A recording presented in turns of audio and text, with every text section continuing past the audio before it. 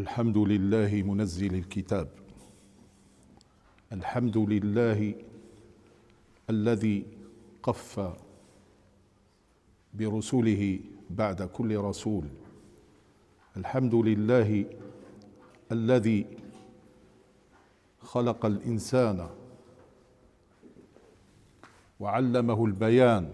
الحمد لله الذي قبل أن يذكر خلق الإنسان عرف شيئا يخفى على الجميع قائلا: الرحمن علم القرآن.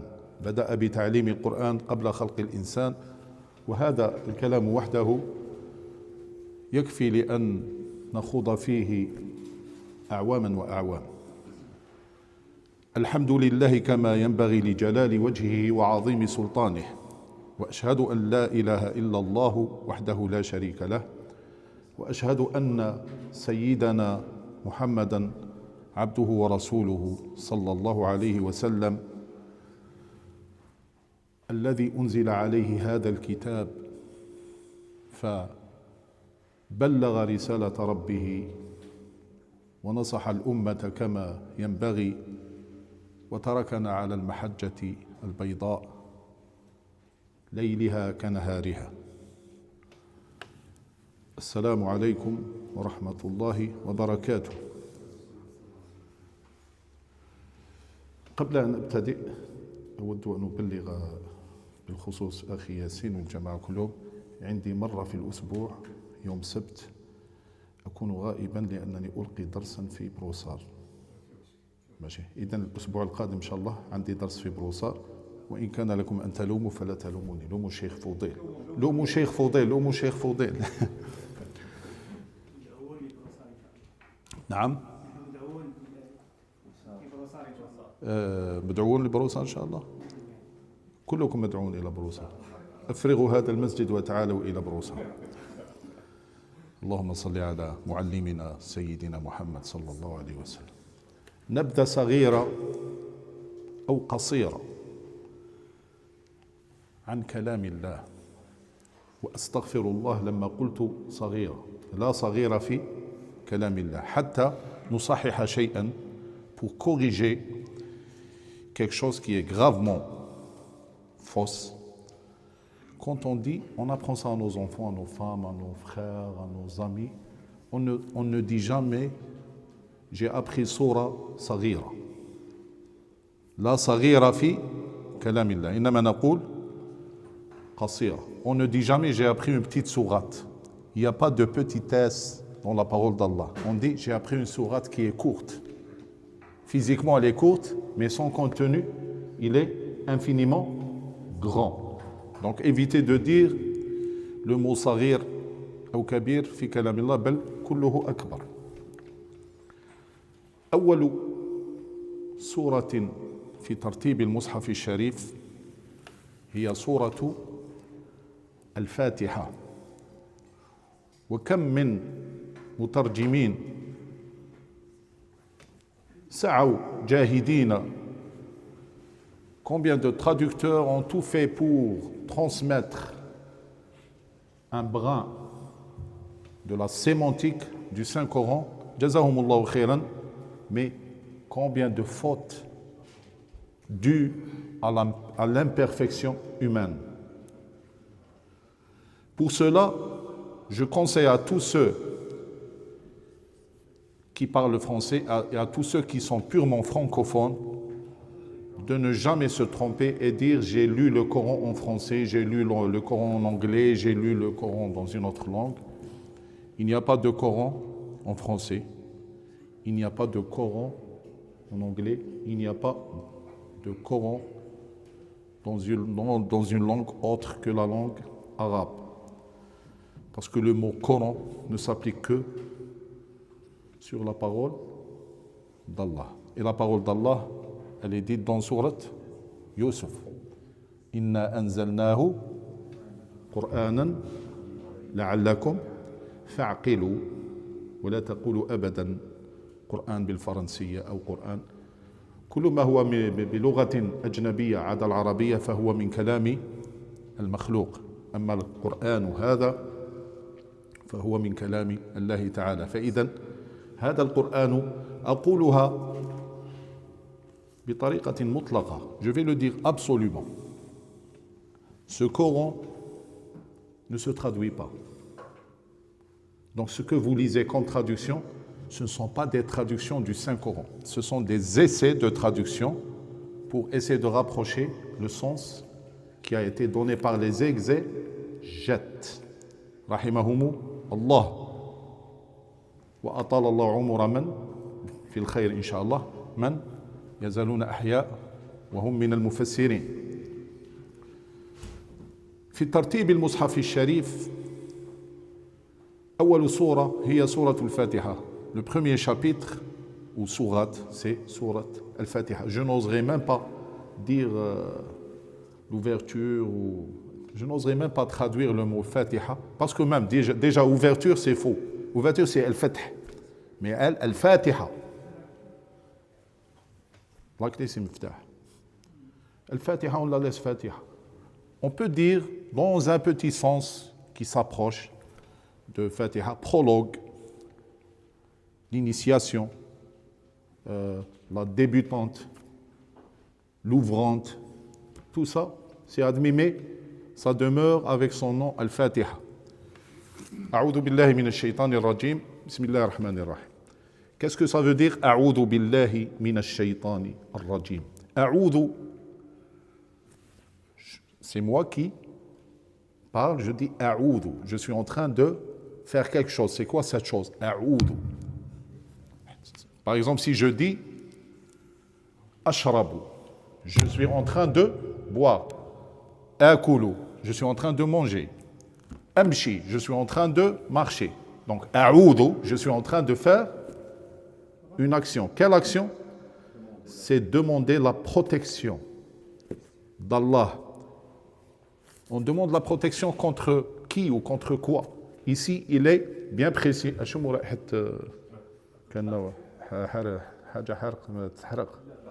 Ah, le brûlé. Ah, ça sentait le brûlé.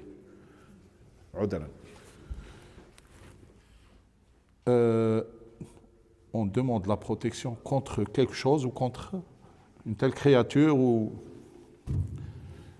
Il est précis et il est précisé dans ce Coran que l'on doit tous demander la protection d'Allah contre Ash-Shaytan Ar-Rajim. Ash-Shaytan, c'est Satan, le diable. Le diable. C'est une traduction très admise. Je demande la protection d'Allah contre le diable. Qu'est-ce que ça veut dire? Rajim. Rajim, c'est le réprouvé. Rarement, vous ne trouvez pas, dans la plupart des traductions, vous trouvez le diable maudit. Maudit, c'est mal'oun. Rajim, c'est réprouvé.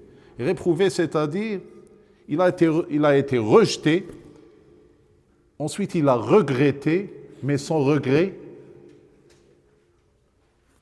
ne lui est pas du tout utile. C'est tant pis pour lui. C'est ça ce que veut dire Rajim, réprouvé. Il a été chassé pour toujours. Et son regret ne lui sert à rien. Voilà ce que veut dire Rajim. Matroud wa ya'isun min rahmatillah. Il a perdu tout espoir en la miséricorde d'Allah. Bismillahir-Rahmanir-Rahim. Je demande et j'agis et je fais et je parle et je bouge et j'ai en intention toute chose que j'ai l'intention de faire, je le fais. Bismillah, c'est-à-dire je demande l'autorisation, l'accès, la bénédiction de qui? Allah. Bismillah. Pourquoi on dit Allah ici? Parce que le nom Allah, quand il est précédé d'une kasra, le nom Allah, quand il est précédé d'une kasra, on dit Allah. Bismi. Pourquoi on ne dit pas Bismi Allahi? Donc, le nom d'Allah, toujours et toujours, quand il est précédé d'une kasra, Bismi, on dit La. Donc, Bismillah. Ensuite, Allah subhanahu wa ta'ala yu'arrifu nafsahu. Ar-Rahman. Ar-Rahim. C'est quoi la différence entre Ar-Rahman et Ar-Rahim? Je vais être bref, parce que mes frères m'ont demandé d'être bref. Ar-Rahman, la meilleure traduction que je trouve, c'est le tout miséricordieux. Qu'est-ce que ça veut dire, tout miséricordieux?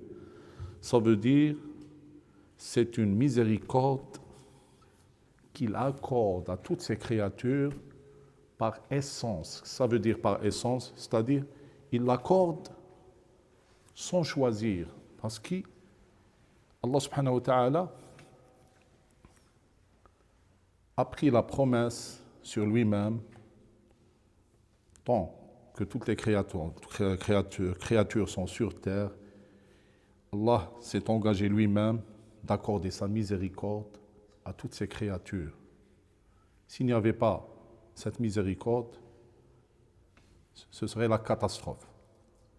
S'il n'y avait pas cette miséricorde, on verrait le lion manger ses petits. S'il n'y avait pas cette miséricorde, on verrait plein de crimes et de sauvagerie. Donc cette miséricorde, quand elle est accordée à toutes les créatures, parce que Allah s'est engagé de l'accorder dans ce monde d'ici-bas, l'adjectif qui va avec cette action, c'est Ar-Rahman. Mais Ar-Rahim, c'est le très miséricordieux. Pourquoi on dit très miséricordieux? C'est-à-dire, cette miséricorde se manifeste abondamment chez le croyant. Il va percevoir cette miséricorde surtout au jour de la résurrection. Allah n'accorde cette miséricorde au jour de la rétribution qu'à une certaine catégorie d'humains et de djinns, ceux qui auront cru en lui et qui auront accompli les bonnes actions. Donc, le très miséricordieux aurait pour synonyme le miséricordieux par excellence. Alhamdulillahi Rabbi al-Alamin. Quelle est la différence entre Alhamd et Al-Shukr? Alhamd, c'est la façon de remercier Allah avec la langue. Alhamd, c'est le fait de remercier Allah avec la langue. Mais Al-Shukr, c'est le remercier en action. Par exemple, Allah te donne la force, tu dis avec ta langue Alhamdulillah, alladhi wahabani al-quwa. Ensuite, tu mets en action cette force en aidant autrui, en faisant du bien. Donc ça, c'est Al-Shukr. Donc ça, c'est pour comprendre la différence entre Al-Hamdu et Al-Shukr. Donc je répète, Al-Hamd, c'est le fait de remercier Allah avec la langue et de reconnaître en soi que tous les bienfaits, An-Ni'am, proviennent de la part d'Allah. Al-Shukr, c'est mettre en action les outils qu'Allah subhanahu wa ta'ala t'a fournis. Rabbi al-Alamin. Awalan, en tant que musulman, tu dois savoir impérativement la différence entre quand tu dis Rabbi et quand tu dis Ilahi. La traduction de Rabb, c'est Seigneur. La traduction de Ilah, c'est Dieu. Rabbil Alamin. Qu'est-ce qui caractérise le mot Rabb? Comment distinguer et savoir la différence entre Rabb et Ilah? Ilah, elle a une seule définition. Ilah, elle a une seule définition. D'où l'on tire cette définition du Saint-Coran. قال يا قوم اعبدوا الله ما لكم من إله غيره. Donc le mot ilah, on attribue à Allah le mot ilah quand il s'agit de l'évoquer avec l'ibada, quand il s'agit de dire qu'Allah mérite d'être adoré. Allah yastahiqu an yu'bad. حينما نتكلم عن عبادة هذا يعني أننا ننسب الألوهية لله سبحانه وتعالى. Donc, ilah, ça veut dire celui qui mérite d'être adoré, celui à qui on voue le culte et celui à qui on voue notre esprit et toute notre soumission. Voilà ce que veut dire ilah. Rabb se définit par trois choses. Il n'y a pas une quatrième chose. Trois choses. Tout musulman est censé connaître ces trois choses. Man huwa al-Rabb? Al-Rabb huwa al-Khaliq wal-Malik wal-Mudabbir. Le Seigneur, c'est le créateur et c'est le possesseur et c'est celui qui gère tout. Quiconque pourrait me dire, mais c'est logique, quelqu'un qui construit, qui crée, il est impérativement possesseur et il gère tout. Non. Je vous donne un simple exemple. Je le donne toujours dans les mosquées. C'est l'exemple parce que je l'aime beaucoup cette voiture, Mercedes. Je dis le créateur ou l'inventeur ou celui qui a fabriqué Mercedes. Toi, tu l'as acheté, ok? Quand tu l'as acheté, est-ce qu'elle lui appartient? Non. Elle t'appartient à toi, ok? Est-ce qu'il peut la gérer à ta place? Non. Donc, il n'est pas créateur. Mais Allah t'a créé. Est-ce que tu peux dire, ou tu oses dire un jour, oui, il m'a créé, mais maintenant j'appartiens à mon Père, je n'appartiens pas à Dieu? Qui ose dire ça? Quand ton père, hafidallahu al-aba wa rahima man matou, quand ton père décède, tu verras si tu appartiens réellement à ton père. Il est décédé, il t'a laissé. Wa tawakkal ala al-hayy alladhi. Quand ton père décède, et supposons que de ton vivant et du vivant de ton père, c'est lui qui subvenait à tes besoins et tout. Quand il est décédé, est-ce qu'il va sortir de sa tombe et subvenir à tes besoins? Donc tu n'appartiens pas à ton. Qui demeure en subvention à tes besoins? Le vrai possesseur. Donc c'est ça. Le créateur et le possesseur, il te possède. Inna lillahi wa inna ilayhi raji'un. Et il gère tout.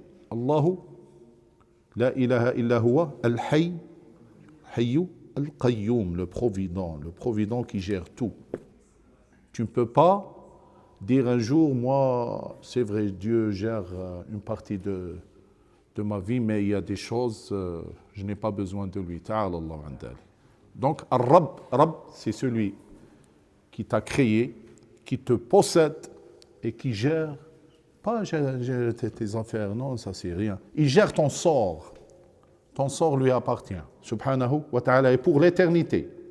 Donc le mot Rabb, voilà ce qu'il veut dire. Attention, je vais vous interroger à la fin. Je vais vous interroger pour savoir si vous me suivez ou surtout un tel. Al-Alamin, il y a Al-Alamin, ce mot qu'on récite souvent, mais est-ce qu'on s'est demandé, Al-Alamin, est-ce que c'est un pluriel, est-ce que c'est un singulier? C'est clair que c'est un pluriel, mais le pluriel de quoi? Al-Alamin, ce n'est pas un singulier, c'est le pluriel. Le pluriel de quoi? Jam'u mada? Alam, monde. Pourquoi c'est pluriel alors? Il n'y a pas un seul monde? Oui, il n'y a pas un seul monde. Al-Alamin. Kulukum darasum l'Arabia, à part nos frères francophones, vous avez tous étudié l'arabe, et ceux qui sont bien en matière d'arabe, est-ce que l'un parmi vous, qui se voit bien en matière d'arabe, pourrait me dire le mot alam, est-ce qu'il aurait un autre pluriel? Tafaddal. Jazakallahu khayr al-jaza. Awalim. Donc c'est quoi alamin? Je vais vous simplifier la chose. Des fois dans le Coran on trouve anbiya et des fois on trouve nabi. C'est quoi la différence? Et malheureusement, pourquoi je vous dis qu'il n'y a pas de Coran traduit? Il n'y a pas de Coran en français. Quand vous lisez, je vous défie, allez-y tout de suite, regardez un livre de traduction. Vous verrez que Anbiya, ils la traduisent par les prophètes, et Nabiyyin, ils la traduisent par les prophètes. Où est la valeur sémantique entre les deux? Donc il y a Jama' Mudhakkar Salim, il y a Jama' Al-Taksir, je vais le dire en français, Inch'Allah. Jama' Al-Taksir, le pluriel brisé, جمع التكسير للتكثير tout simplement. إذن جمع غير التكسير مذكر سالم للتقليل. Donc quand vous voyez par exemple Anbiya, quand Allah dit Anbiya, il parle d'un nombre énorme de prophètes. Mais quand il dit Nabiyyin, un nombre limité. Ok? Donc l'alamin comparé à awalim, awalim c'est beaucoup de monde, mais alamin, un nombre limité de monde. Donc chaque croyant doit aller chercher ce que sont ces mondes limités cités dans ce verset. Il y en a 4. Arba'atu awalim. تجمع على عالمين لقلتها. ما هي هذه الأربعة؟ Il y a 4 mondes qui sont désignés ici. Et pourquoi ces 4 mondes? Parce que ce sont les 4 mondes qui englobent tout. Le premier monde, c'est celui des anges. عالم الملائكة. لهم عالمهم الخاص. Ils ont leur propre monde, leur propre loi et leur propre quotidien. Ça, c'est un monde. Deuxième monde. Alamul Jinn. Les génies. Ils ont leur propre loi, leur propre quotidien et leur propre vie. Les djinns ne vivent pas comme les humains. Il y a des djinns qui peuvent vivre 4000 ans, 5000 ans, ainsi de suite. Il y a Alam al-Shayatin. Alam al-Shayatin, le monde des diables. Les diables, ils ont leur monde et on ne trouve jamais un diable musulman. Mais on dit un djinn musulman, oui. Mais un diable, c'est un diable. Et il y a le quatrième monde, le monde des ins. Apprenez une chose, quand on parle du monde des ins, cette bouteille fait partie du monde des ins.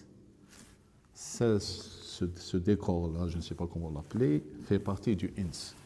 Ces vêtements-là font partie du ins. Moi, je fais partie du ins. Akramakumullah, les animaux font partie du ins. Donc, tout ce qui est perceptible et qui ne te donne pas la chair de poule quand tu le vois, c'est ins. Est-ce que tu as de la chair de poule si tu vois un chat la nuit? Bon, un chat, j'ai mal choisi l'exemple parce que là, dans nos traditions, un chat, c'est un démon, attention, surtout si c'est un chat noir et tout. Ok. Tu circules la nuit, tu vois... Donnez-moi un exemple, je trouve. Hein? Un cheval. Ah non, un cheval, ça fait peur la nuit, non. Pas un cheval. Bon, juste pour rire. Donc, les animaux qui ne vous donnent pas la chair de poule, bien que le crocodile me donne la chair de poule, mais il fait partie des ins. Non, je veux dire la chair de poule, c'est-à-dire tu n'es pas surpris à tel point de crier ou d'avoir peur. Un crocodile, je l'évite. OK? Donc, Alamul Ins, il englobe tout. Voyez-vous comment ces 4 mondes résument toute l'existence? Donc, Allah dit que c'est lui qui a créé et qui possède et qui gère le sort de qui? Des anges, des djinns, des diables et des ins. Ar-Rahman, Ar-Rahim. Pas besoin de le répéter. Ar-Rahman, c'est le miséricordieux par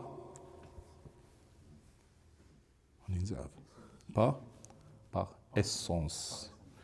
Et Ar-Rahim, miséricordieux par excellence. Ça veut dire quoi? Miséricordieux par essence. Allah subhanahu wa ta'ala s'est engagé à accorder sa miséricorde dans ce monde ici-bas à toutes les créatures. Quelles créatures? Toutes les créatures qui appartiennent aux 4 mondes. Subhanaka Rabbi. Et Ar-Rahim, c'est réservé aux croyants au jour de la résurrection. Maliki Yawmiddin. Il y a 2 versions dans la lecture du Coran. Il y a Maliki et Maliki. Et toutes les deux versions ont été révélées par Allah subhanahu wa ta'ala. Il n'y a aucune invention humaine en ce qui concerne les différences des versions des lectures du Saint-Coran. Tout a été révélé par Allah subhanahu wa ta'ala. C'est pour répondre à ce qu'on appelle lisan al-arabi, parce que Allah a promis dire bilisanin arabi a promis de le faire apprendre à tous les Arabes bilisanin arabi mubin, et l'arabe comprend une infinité de dialectes. Donc, Maliki et Maliki. Mais on va quand même élucider la différence entre Maliki et Maliki. Dans certaines versions du Coran, Maliki, et dans d'autres, Maliki. Maliki, c'est possesseur. Qu'est-ce qui va avec le mot possesseur, le nom qui va avec possesseur? Maliki, le mot qui va avec Maliki, c'est milk. Milk. Et Maliki, mulk. Voyez-vous la nuance, la différence? Donc, attention, quand Allah dit « Lillahi mulku samawati wal ard », faites attention des traducteurs qui disent « À Allah appartient la possession des cieux et de la terre ». Il ne parle pas de milk, mulk. Donc, le mulk, c'est la royauté, c'est la souveraineté. Donc, Maliki, c'est le roi, le souverain. Et quand on dit milk, c'est possession, propriété. Donc, faites attention. Lillahi mulku samawati wal ard, il ne parle pas de la possession. Et dans beaucoup de traductions, on trouve Allah appartient à la possession des cieux et de la terre. Non. Mulk, c'est royauté, c'est possession. Donc, Maliki, c'est le roi, le possesseur. Le roi, le souverain. Mais Maliki, la deuxième version, c'est possesseur. Maintenant, on va voir l'harmonie entre les deux. Quelqu'un pourrait me dire, mais Maliki, ce n'est pas Maliki, pourquoi il y a deux versions? L'harmonie entre les deux, on n'est que, au jour de la rétribution, qu'Allah appelle Maliki Yawmiddin, Ad-Din, c'est un mot qui veut dire la rétribution, al-jaza. Ad-Din huwa al-jaza. Yawm al-Qiyamah, sammahu Allah, Yawm Ad-Din. Pourquoi ce jour-là s'appelle Qiyamah, Ad-Din, Al-Hisab, Al-Taghabun, كلها أسماء القيامة أليس كذلك? Tous ces noms-là définissent le jour de la résurrection. Mais pourquoi on l'appelle des fois jour de résurrection? Pourquoi on l'appelle jour de Hisab? Pourquoi on l'appelle jour d'In? Parce que c'est des étapes que toute créature va vivre à ce jour-là. Qiyama, c'est le début. Les gens vont se lever de leur tombe pour aller rejoindre Ard al-Mahshar. Ensuite, Hashar. C'est quoi le Hashar? C'est pas juste un regroupement. Le regroupement, c'est le Jama'. Al-Hashar, c'est regrouper et guider. Pousser les gens à marcher et aller vers un but tout en les regroupant. Comme ça, marcher et les regrouper. C'est ça, Al-Hashar. Ad-Din, il va dans le sens de l'Jaza. L'Jaza, c'est la finalité des choses. Ad-Din, pourquoi Allah dit Malik Yawmiddin, c'est-à-dire, c'est lui le souverain au jour de la finalité des sorts. C'est lui le souverain. Qu'est-ce que ça veut dire, c'est lui le souverain? Il décide qui doit être châtié et il décide qui doit être épargné. Donc il n'appartient à personne de dire tel ou tel il va en enfer ou tel il va au paradis. Si par exemple quelqu'un te demande à propos de Pharaon, il te dit une question très difficile. Pensez bien avant de répondre. C'est une question que je vous pose et je vous demande de répondre tout de suite. Si quelqu'un vous demande Pharaon, هل يذهب إلى النار أم إلى الجنة؟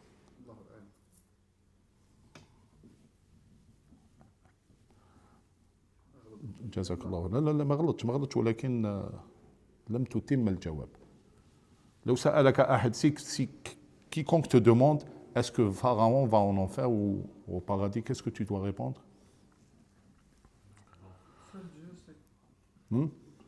Tu ne dois dire ni paradis ni enfer. Tu dois dire قال الله عز وجل حكاية عن آل فرعون النار يعرضون عليها غدوا وعشيا ويوم تقوم الساعة أدخلوا آل فرعون أشد العذاب.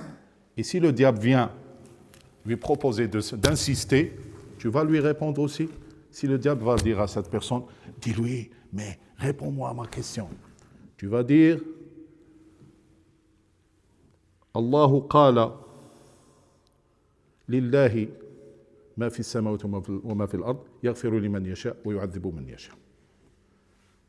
Donc, quand il s'agit de préciser une telle personne, si elle va en enfer ou au paradis, il ne t'appartient pas de dire elle va en enfer ou au paradis. Mais si quelqu'un te dit, au jour de la rétribution et du jaza, où vont les kuffars, là, il t'appartient de dire naru jahannam. Si quelqu'un te dit, il te pose une question à propos des non-croyants qui sont morts, tu dis, inna alladhina kafaru wa matu hum kuffar ulaika alayhim la'natullahi wal malaikati wan nasi ajma'in. Mais s'il te dit précisément tel ou tel, où il va dire ta'ala Allah, hada amrullahi ta'ala. مفهوم هذا الامر ان شاء الله باش ما نغلطوش برك. اهدنا. C'est quoi l'harmonie entre Maliki et Maliki? Malik, c'est le souverain au jour de la décision. Toute décision lui revient. Et l'endroit qui doit témoigner de la décision d'Allah, c'est quoi? C'est le paradis ou l'enfer. Donc, Maliki, il lui appartient l'enfer et le paradis. Donc, Maliki, la souveraineté lui appartient de décider qui va en enfer et qui va au paradis. Et Maliki, ce paradis, cet enfer, sont la possession d'Allah subhanahu wa ta'ala. Voyez-vous l'harmonie entre les deux? Iyyaka na'budu wa iyyaka nasta'in. Pourquoi on ne dit pas anta alladhi na'budu wa anta alladhi nasta'in? Pourquoi on ne dit pas tout simplement c'est toi que nous adorons et c'est toi dont nous implorons l'aide? C'est quoi vous dites Iyyaka, toi seul. Iyyaka, c'est toi seul que nous adorons. C'est à toi seul que nous nous soumettons et c'est de toi seul que nous demandons l'aide. Ihdina as-sirat al-mustaqim.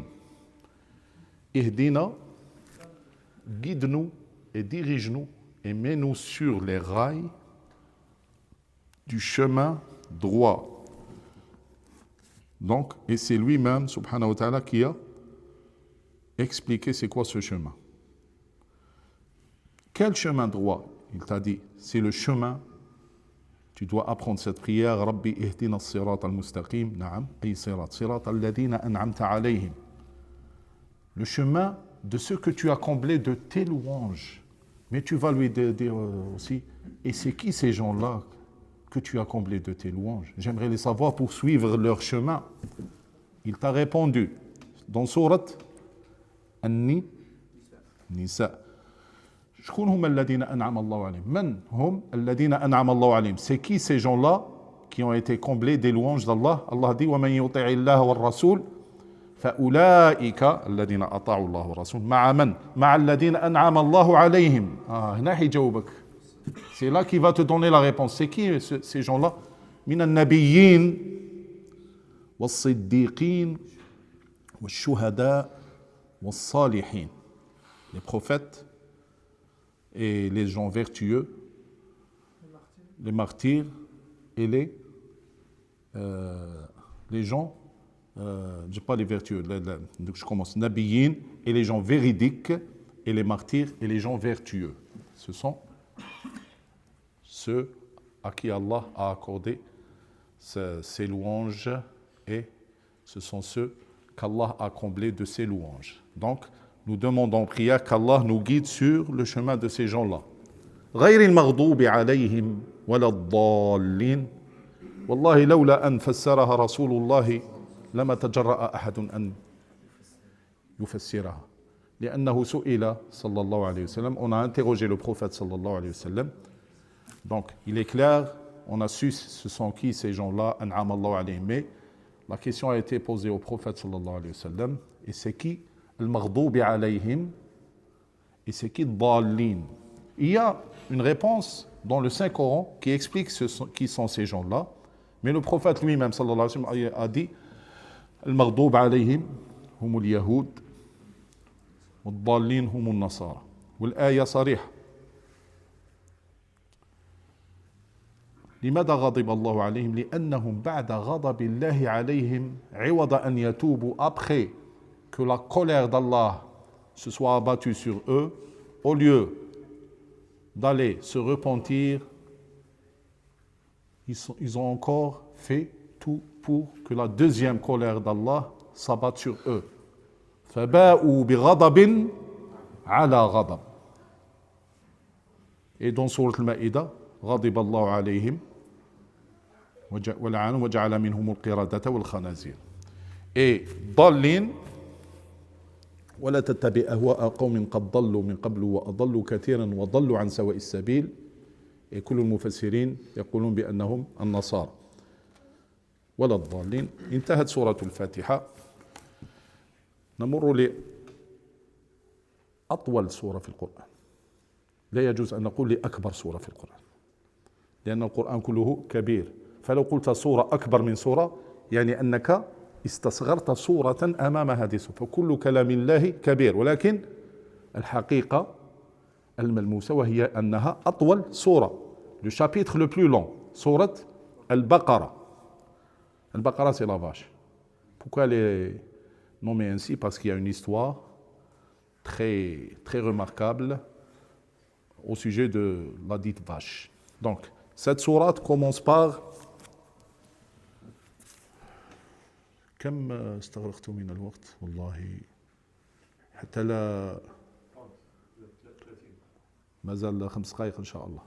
Il nous reste 5 minutes. Ensuite, je vous proposerai d'interagir et de poser vos questions. Donc, Bismillahir Rahmanir Rahim. Alif Lam Mim. Tout simplement, il y a beaucoup d'avis donnés par les exégètes, en ce qui concerne ce verset Alif Lam Mim. Mais je préfère l'avis qui dit ne rien chercher à savoir à ce sujet parce que ça ne vous sert à rien. Juste dire Alif Lam Mim souligne le caractère inimitable du Saint-Coran, tout simplement. Ça ne vous sert à rien de dire Alif, ça veut dire كبار الصحابة سئلوا عنها فلم يجيبوا. Donc, Alif Lam Mim علمها عند الله. ذلك الكتاب لا ريب فيه هدى للمتقين. Et on peut les lire aussi. ذلك الكتاب لا ريب فيه هدى للمتقين. Premièrement, quand vous avez appris l'arabe à l'école ou ailleurs, vous avez appris qu'il y a ذلك et il y a هذا. C'est pour désigner quelque chose, n'est-ce pas? Et pour le féminin, il y a هذه et تلك. هذا, son opposé c'est ذلك. Et quand il y a quelque chose au milieu, on dit ذاك, mais ce n'est pas notre cible aujourd'hui, mais notre cible c'est هذا et ذلك. هذا, c'est pour désigner ce qui est pas visible, ce qui est proche. Proche aussi bien dans le temps que dans l'espace. Si par exemple je vous dis, vous me parlez, vous me dites Ramadan de l'année 2025, qu'est-ce qui s'est produit dans le Ramadan de 2025? Je vous dis هذا رمضان الذي عشناه مؤخرا استعملوا هذا, parce qu'il est proche dans le temps. Et si par exemple quelqu'un me dit donne-moi ce livre, je lui dis هذا parce qu'il est proche de moi physiquement, ok? Donc هذا désigne ce qui est proche aussi bien dans l'espace que dans le temps. Et ذلك c'est l'inverse. Il désigne ce qui est loin aussi bien dans le temps que dans l'espace. Pourquoi Allah ici dit ذلك الكتاب? Parlons du Saint-Coran. N'oubliez pas que le Coran a été révélé en 2 étapes. La première étape, une copie a été descendue par ordre d'Allah du Lawh Mahfoud, les tablettes préservées qui sont au-dessus de toutes nos imaginations, et au-dessus des 7 cieux, et au-dessus de Sidrat al-Muntaha. N'est-ce pas loin ça? C'est ce qui est désigné d'après Abdullah ibn Abbas. D'autres exégètes disent, oui, c'est un avis plausible, mais on aurait d'autres avis pour dire que ici c'est une métaphore pour dire ce Coran, bien que tu le prennes entre ses mains, mais sa valeur inestimable est au-dessus de toutes les imaginations et c'est très loin de l'atteindre. C'est pour ça qu'il dit dhalika. Donc, parlons physiquement. Si on veut interpréter dhalika physiquement, il s'agit de ce que Abdullah ibn Abbas a dit. Le livre désigné ici, c'est la copie d'origine qui fut ou qui est toujours dans les tablettes préservées. Et les tablettes préservées sont infiniment loin de nos imaginations. Et si on veut dire métaphoriquement, majazan, on dit ce Coran est loin de toute portée humaine. La rayba fi. Je finis avec ce verset et je vous donne le temps de poser vos questions. Al-Raïb, qu'est-ce que ça veut dire Al-Raïb? Surab. Qu'est-ce que ça veut dire Al-Raïb? Shak, qui dit mieux? Shak. Qalil al-Shak, qui dit mieux? Qalil al-Shak, fihi Shak. Non, هذيك قالها في لا ريب فيه. بصح قول لي كلمة ريب كيف ça veut dire? إن كنتم في ريب. نعم. Sans doute. Non. Si, attendez, je vais attirer votre attention sur quelque chose. Il n'y a pas de synonymie dans le Saint-Coran. Donc, vous me dites al-rayb huwa shak, c'est faux. Parce que Allah emploie le mot shak dans d'autres versets. فإن كنت في شك فاسأل الذين. Donc, rayb, ça veut dire quoi? Raïb, tout simplement, pour ne pas être lent, Raïb, c'est le doute qui éveille le soupçon. Raïb, c'est le doute qui éveille le soupçon. C'est-à-dire, Raïb, هو الشك المتهم. أشك في أمر ولكن باتهام. J'ai une pensée péjorative envers. Ce n'est pas un doute innocent. Et remarquez, Allah utilise le mot raïb juste quand il parle de ceux qui ne croient pas. Ou pour écarter une idée mauvaise des têtes de ceux qui ne croient pas. Mais quand il parle avec des esprits innocents, tels que le prophète sallallahu alayhi wa sallam, il n'a pas dit فَإِن كُنْتَ فِي رَيْبٍ. Il a dit فَإِن كُنْتَ فِي شَك. Donc le shak, c'est tout court, un doute qui n'éveille aucun soupçon. Un doute, par exemple, moi je dis, où est ma bouteille? Ensuite, je dis, peut-être je l'ai oublié là. Ça, c'est shak. Mais si je dis, où est mon portefeuille? Et je commence à regarder, par exemple, quelqu'un avec soupçon. Ça, c'est raïb. Donc, raïb, il évoque quelque chose de péjoratif et Allah l'emploie souvent pour, pardon? De malsain. Malsain, c'est ça. Allah l'emploie toujours en parlant de ceux qui ont l'esprit malsain. وإن كنتم في ريب من البعث إن كنتم في ريب من البعث وإن كنتم في ريب مما نزلنا. Mais quand il a parlé au prophète sallallahu alayhi wa sallam, فإن كنت في شك.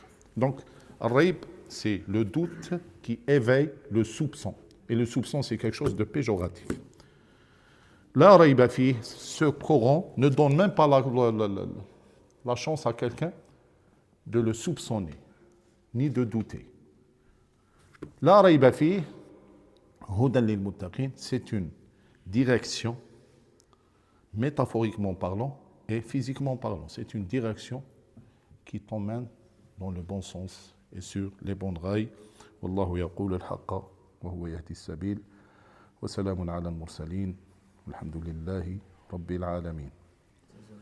وإياكم. افتحوا المجال للأسئلة أو للتعليقات. Qui commence la première question?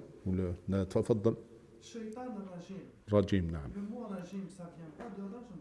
Et rajm, ça veut dire quoi? C'est chasser pour n'avoir aucune chance de revenir. Donc, كي يرجموه الشيطان لما يرجم يعلم أنه ميؤوس، أنه لا رجاء له في العودة إلى الله، لأن الله من يعلم بأنه سيعود إليه لا يرجوه. إذن le réprouvé. Réprouvé, c'est rajim. فإنك rajim. Barakallahu fik. Et le contexte, subhanallah, il est parfait le contexte. Quand Allah parle de rajim, il l'utilise dans son contexte. Et pourquoi il te dit A'udhu billahi minash shaytanir rajim? Pour t'avertir, puisque cette créature réprouvée, ça veut dire réprouver quoi? Réprouver, cette créature réprouvée, Allah te demande de te protéger par son nom contre cette créature, parce que le diable, étant donné qu'il a été réprouvé, il va faire de son mieux pour t'induire en erreur. Allah te dit de demander sa protection. Et j'ouvre une parenthèse, ici on apprend qu'il n'est pas recommandé que tu dises par toi-même La'natullah ala shaytan, la'natullah. Demande le secours d'Allah. Ne sois pas hautain et dire La'natullah, la'natu lillah. لا تقل لعنة الله على الشيطان قل أعوذ بالله من الشيطان الرجيم. Demande la protection et ne te montre pas indépendant. Je l'insulte moi-même. N'insulte rien. Je vous donne un exemple. Un exemple extrême. Tu marches et là tu rencontres quelqu'un avec un lion. Le lion, certainement, il va rugir devant toi, non? Est-ce que tu vas dire pose-toi, il va se mettre en colère. Là, la plus simple des choses, tu vas dire Walillahi al-matalul a'la. Monsieur le maître, s'il te plaît, je me protège contre toi, arrête-moi ce lion-là. Son maître, il saura comment le calmer. Et Shaitan, qui c'est qui son maître? Tu demandes au maître, le seul, subhanahu wa ta'ala, qui peut vaincre Shaitan. Quelle que soit la force avec laquelle tu te montres, si tu écartes cette force de la force d'Allah subhanahu wa ta'ala, tu es perdu et le shaitan, le diable, aura le dessus sur toi. Donc c'est pour ça que tu demandes la protection d'Allah au lieu de te montrer hautain et dire la'natullah ala shaitan, la yakhzi shaitan. Ou كلمة نقولوها كلنا ربي واحد نقولوا كلنا الله يخزي الشيطان. قل أعوذ بالله من الشيطان الرجيم. أحسن دي أعوذ بالله من الشيطان الرجيم. C'est mieux pour toi. تفضل. Parlant de Shaitan, donc c'est une créature que Subhanahu a créée. Oui. Comment il nous divise le Tawashum? Est-ce qu'il est, premièrement, est-ce qu'il y a plusieurs shayatins? Donc, comment il arrive à me diviser moi et les autres? Très bien, très bonne question. Est-ce qu'il est à côté de moi? Est-ce qu'il est dans mon cerveau? Où est-ce qu'il est? Premièrement, le shaitan nous a donné un endroit précis où le shaitan va. الذي يوسوس في صدور الناس. Comment il a ce pouvoir? En lisant le Coran, on s'aperçoit que le shaitan n'a pas dit قال ربي أمهلني. Et nous, on ne cherche pas à savoir les nuances et les différences entre les mots employés dans le Saint-Coran, sachant qu'il n'y a pas de synonymie. La première des choses, si ton fils ou n'importe qui te demande qu'est-ce que ça veut dire andirni, tu vas lui dire amhilni. Amhilni, c'est un verbe très, très simple pour le comparer avec andirni. Andirni, c'est-à-dire donne-moi tous les outils du pouvoir pour que je puisse vaincre les gens dès leur inattention. Voilà ce que veut dire amhilni. Donne-moi tous les outils et le temps nécessaire pour que je puisse avoir le dessus sur ces créatures dès leur inattention. Rabbi, anzirni ila yawmi yub'athun, c'est-à-dire Rabbi, amhilni al-waqt wa a'tini al-quwwa wa a'tini al-wasa'il likay atamakkana min al-makhlouq hinama yaghfalu an dhikrik. Voilà ce que veut dire. Idan wa shaytan lahu dhurriya. Wa le diable il a une descendance, bien sûr, et il envoie ces diables-là, qui sont de sa descendance, selon leurs facultés. Il connaît leurs facultés. Un démon qui est puissant, il l'envoie pour séparer les couples, pour séparer les amis, créer la zizanie entre les gens. Et les diables qui sont moins compétents, il les envoie pour induire les gens à aller boire du vin, à faire ça, à faire ça. Et ainsi de suite. Donc, il a une descendance et toute une armée. وأجلب عليهم بخيلك ورجلك وشاركهم في الأموال والأولاد وعدهم وما يعدهم الشيطان إلا غرور. هل أجبت على سؤالك؟ Il est et ils sont. Ou il n'est pas et ils sont. Lui, il donne l'ordre et il a le contrôle de tout. C'est un pouvoir qu'Allah lui a attribué. Allah lui a assigné ce pouvoir.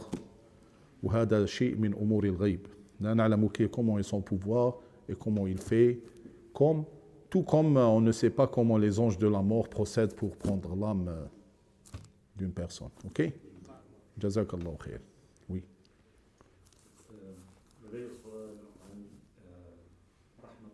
رحمة الله وسعت كل شيء. العالمين تفضل عالم الشياطين بينما قال الله سورة الأعراف فسأكتبها للذين يتقون يأتون الزكاة ويؤمنون وبآياتنا يؤمنون. ما الفرق بين رحمة الله التي وسعت كل شيء وكتابتها؟ رحمته التي وسعت كل شيء يقصد بها رحمتي وسعت كل شيء في هذا العالم ما داموا أحياء فرحمتي وسعت كل شيء وأقبل من رحمته من رحمة الرحمن في هذا العالم أنه يقبل التوبة ما لم يغرغر الإنسان ما لم تخرج روحه فهنا رحمته وسعت كل شيء ولكن لما قال فسأكتبها للذين يتقون أي بعد الممات لن ينالها إلا الذين كانوا يتقون. فهمت؟ عالم الشياطين هل وسعت رحمة الله عالم الشياطين؟ نعم وسعت رحمة الله عالم الشياطين والدليل ما اختلف فيه في حديث النبي صلى الله عليه وسلم لما ذكر أن كل إنسان له شيطان وذكر شيطان لم يقل جن فسئل هل أنت لك شيطان لأنه قال بمعنى ما قال parce que le prophète a été interrogé au sujet de la compagnie du diable qui accompagne l'humain فقال نعم قيل من إذن الشخصان اللذان ليس لهما شيطان فقال مريم وابنها عيسى فما دليل ذلك لما بارك الله فيك لما وضعتها أمها حناء بنت حاقوت سألت ربها فوعد الله بالإجابة وإني أعيذها أي مريم بك وذريتها من الشيطان الرجيم فتقبلها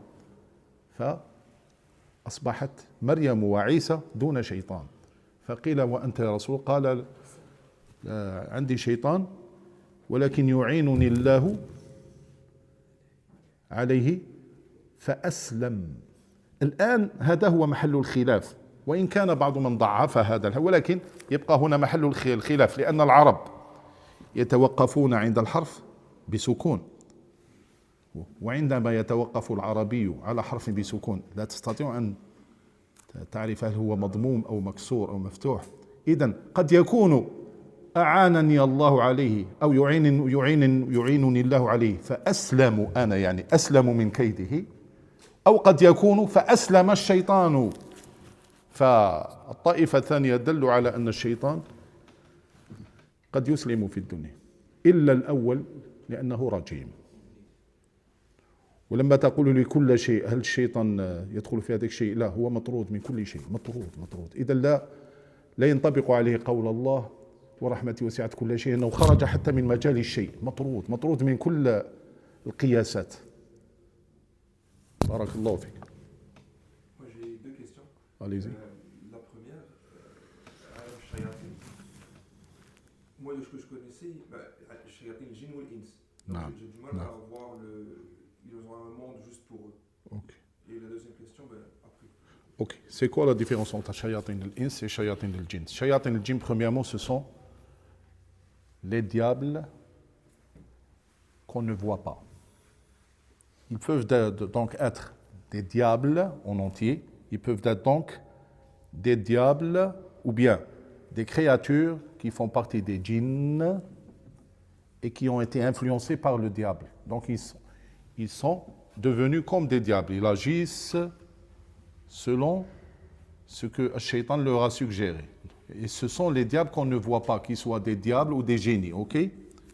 S'ils sont des diables issus du diable, ils sont des diables à part entière. Et s'ils sont des diables, des génies, ils sont des diables qui ont été influencés par le diable à part entière. Mais, quoi que ce soit, ce sont des diables qu'on ne voit pas. Et shayatin al-ins, ceux qui ont été influencés par le diable et qui agissent comme le diable. Voilà la différence entre... Et les deux, ils ont le alam shayatin, les deux, l'ins ou le jinn, ils sont dans alam shayatin. Barakallahu fik. Non. Quand Allah dit shayatin al-ins wal jinn, c'est une métaphore pour dire que des gens ou des génies se comportent sous l'influence du diable comme le diable lui-même. Mais si on cherche à savoir leurs caractéristiques et leur quotidien et leur façon de vivre, non. Ils demeurent dans, si c'est un djinn, il demeure dans alam al-jinn, et si c'est un ins, il demeure dans alam al-ins. La preuve en est que si tu rencontres un diable humain, tu ne vas pas avoir la chair de poule, parce qu'il a les mêmes caractéristiques que toi, il mange comme toi, il fait toutes choses comme toi. Donc il demeure dans son monde. Ok? Et c'est quoi la deuxième question? La deuxième question, c'est pourquoi Rabb al-Alamin, c'est pas dit Ilah al-Alamin, parce que dans le Coran, des fois, Rabb est utilisé pour autre que Dieu. Parfait. Premièrement, Allah ne dit pas Ilah al-Alamin,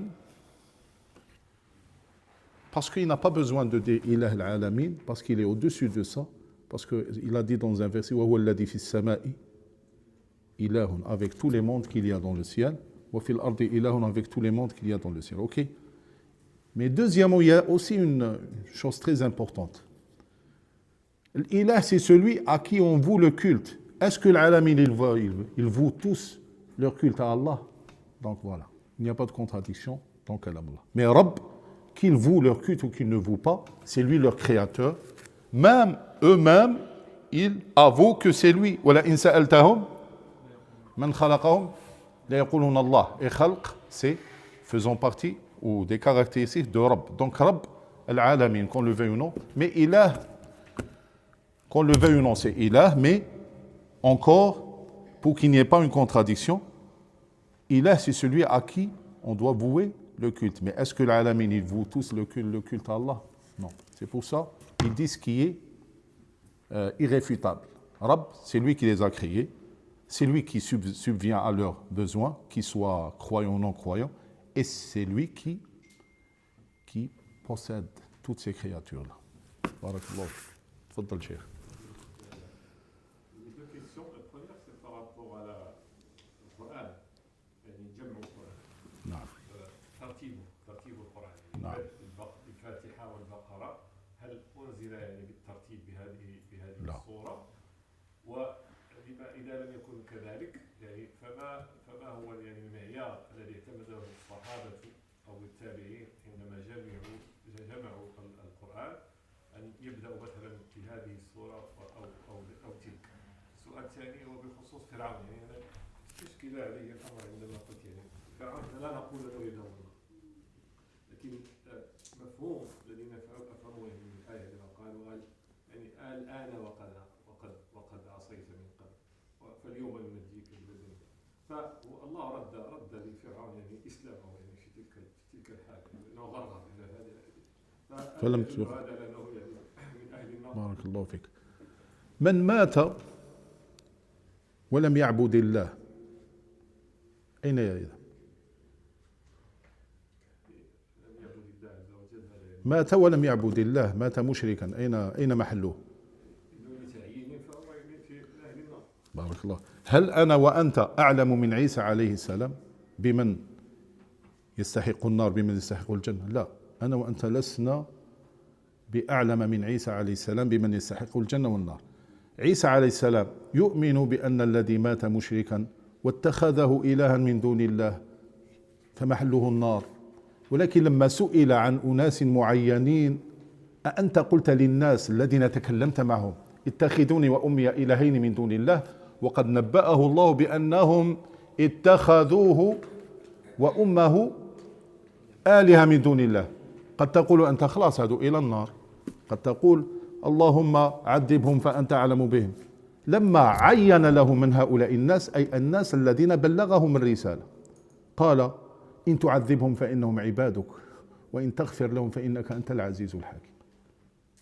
ترك الأمر لمشيئة الله تعالى. لما يخصص الاسم أو الإنسان بذاته قل المشيئة لله. وفي شأن فرعون قلت اقرأ الآية النار يعرضون عليه قال الله النار يعرضون عليها غدوا وعشيا ويوم تقوم الساعة أدخلوا آل فرعون أشد العذاب. أليس هذا جوابا كافيا ليعلم السائل بأن فرعون أخبر القرآن بأنه من أهل النار؟ ولكن أن أقول أنا أو أنت أو غيرنا نعم فرعون في النار فهذا أمر خطير. ليس من التأدب فقط، اعتقادا بأن المشيئة مطلقة في يديه سبحانه وتعالى وقادر على أن يعفو عمن يشاء ولا يسأله أحد، لا يسأل عما يفعل وهم يسألون. ولكن بجوابك بالآية يعلم أو يعلم السائل بأن فرعون قال الله، حتى أنا لا أقول يعلم السائل أن فرعون سيدخل النار، لا أقوله، حتى يعلم السائل أن فرعون قال الله في شأنه النار يعرضون عليها غدوا وعشيا ويوم تقوم الساعة أدخلوا آل فرعون أشد العذاب. ولنا في قصة عثمان ابن مضعون عبرة في هذا المجال. هذا عثمان بن مضعون من كبار الصحابة، كان يحتضر. Ce Uthman ibn Mad'oun, c'était un des grands compagnons du prophète. Il agonisait. Et là, on a fait appel au prophète sallallahu alayhi wa sallam. Le prophète sallallahu alayhi wa sallam, rendu sur place, il a pleuré. Et même les larmes du prophète sont tombées sur Ibn Uthman ibn Mad'oun. Ensuite, il a dit, on est en train de perdre un grand appui. Ensuite, il a fait l'éloge sur cette personne mourante. Ensuite, il a prié pour qu'Allah lui épargne toute punition et qu'il lui accorde son paradis. Et là, une femme a dit, félicitations pour toi, tu es vraiment chanceux. Uthman, le prophète sallallahu alayhi wa sallam, a oublié tout ce qu'il disait. Il a dit pourquoi? Elle a dit parce qu'il va au paradis. Là, elle a précisé. Elle n'a pas dit parce que tu as appris, elle a dit il va au paradis. Il a crié sur elle et il a dit comment tu le sais? Tout le monde était surpris. Il venait de dire on vient de te perdre. Ensuite, il a prié à sa faveur. Et là, il dit comment tu le sais? Il dit au nom d'Allah, je suis le messager d'Allah et je ne sais pas ce que sera mon devenir après ma mort. Sallallahu alayhi wa sallam. Donc, se préserver de juger les gens, même si dans le Coran il est dit qu'ils iront en enfer, tu lis le verset tel qu'il est pour épargner le At-Tartib. At-Tartib, moi d'après les chouyours qui m'ont enseigné le Coran, At-Tartib min indi Rasulillah. Et tout ce qui vient min indi Rasulillah, fahuwa tawqifi, on ne doit pas chercher à le savoir parce que qui vient de la part du prophète, ça fait partie de la révélation. Pourquoi Allah a appris à son prophète de suivre cet ordre, ça fait partie du ghaib. وحكم لا يعلمها إلا الله. هكذا أخي العزيز. Oui, attendez, j'ai une question avant vous. Est-ce que l'être humain peut être possédé par un djinn ou un diable? Et si oui, pourquoi on n'entend pas parler de médecins? Ça arrive toujours à des gens, on va dire, faibles d'esprit. فيه محل خلاف. Il y a une divergence chez les savants sur cette question-là. Ils demandent est-ce que l'être humain pourrait être possédé par un démon? Et dans notre culture, pas dans la culture de tous les musulmans, il y a des musulmans qui ne croient pas à ça et d'autres qui croient à ça. Ceux qui croient à ça, ils croient que le démon peut s'insérer dans le corps d'un humain et le faire agir de façon bizarre. Il y a une divergence. Des savants disent le verset qui dit que الذين يأكلون الربا لا يقومون إلا كما يقوم الذي يتخبطه الشيطان من المس. D'autres leur répondent en disant le mas ne veut pas dire la possession. Ils disent comment ça ne veut pas dire la possession, il vient de dire mas. Ensuite, ils leur lisent le verset concernant Nabi Allah Ayoub. Est-ce que Ayoub aurait été possédé par un démon? Hasha. Inni massani ash-shaytanu bi nusbin wa adab. Donc, ça reste une divergence et moi, étant donné que je ne suis pas un savant, je ne peux pas trancher là-dessus. Ce sont les savants qui peuvent trancher. Si ça existe ou ça n'existe pas. Et si quelqu'un me demande ma croyance personnelle, je dirais ça ne vous sert à rien de savoir si je crois à ça ou ça. Donc, يتعوذ الإنسان من الشيطان الرجيم ويترك الأمر لله. Une dernière question peut-être, c'est le temps. Ok. بارك الله فيكم. جزاكم الله خيرا. الله يقول الحق وهو يهدي السبيل. اللهم اغفر ذنوبنا. اللهم ارحمنا.